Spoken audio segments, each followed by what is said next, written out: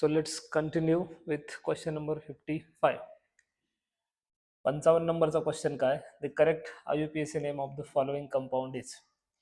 तर तुमच्या समोर स्ट्रक्चर दिलेली आहे. त्या स्ट्रक्चरमध्ये तुम्हाला दोन ब्रांच दिसत आहेत. सगळ्यात पहिला रूल काय आपला की लॉंगेस्ट कंटिन्युअस चेन सिलेक्ट करा. तर 1 2 3 4 5 6 7 कार्बनची लॉंगेस्ट कंटिन्युअस चेन सिलेक्ट होते.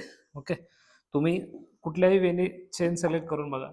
सपोज आपण अशी केली 1 2 3 4 5 6 7, तर 7 कार्बनची चेन सिलेक्ट होते. त्यामुळे पॅरेंट काय ठरलेला असणार आहे, पॅरेंट हेप्टेन. दोन ऑप्शन मध्ये आपल्याला हेप्टेन दिसेल, इथे आणि इथे. त्यामुळे हा ऑप्शन डिस्कार्ड होतो, हा ऑप्शन सुद्धा डिस्कार्ड होतो. ठीक आहे. आता नंबरिंग द्यायची जेव्हा वेळ येते तेव्हा 1 2 3 लेफ्टने जेव्हा आपण नंबरिंग देतो तेव्हा 1 2 3. 3 ला कोणता लोकंट प्रेझेंट आहे, तर ethyl. CH2CH3 it means C2H5. कोण आहे हा, दिस इज इथाईल. तर लेफ्ट साइडने जेव्हा आपण नंबरिंग करतो तेव्हा 1 2 3 थर्ड पोझिशनला इथाईल ग्रुप प्रेझेंट आहे.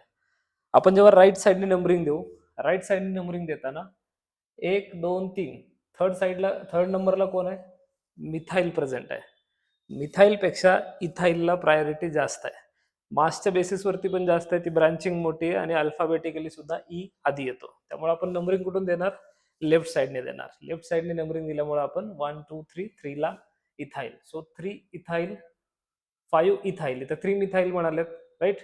तर 3 इथाईल 5 मिथाईल म्हणजे ऑप्शन 1 करेक्ट आहे. ओके, हा ऑप्शन अल्फाबेटिकली सुद्धा आपल्याला कॅन्सल आउट करता येऊ शकतो, कारण इथं इथाईलच्या अगोदर मिथाईल लिहिलंय अल्फाबेटिकली ABCDE आणि त्याच्यानंतर M. करेक्ट. सो हा ऑप्शन अल्फाबेटिकली सुद्धा कॅन्सल होतो. More appropriate, more correct option काय, फर्स्ट.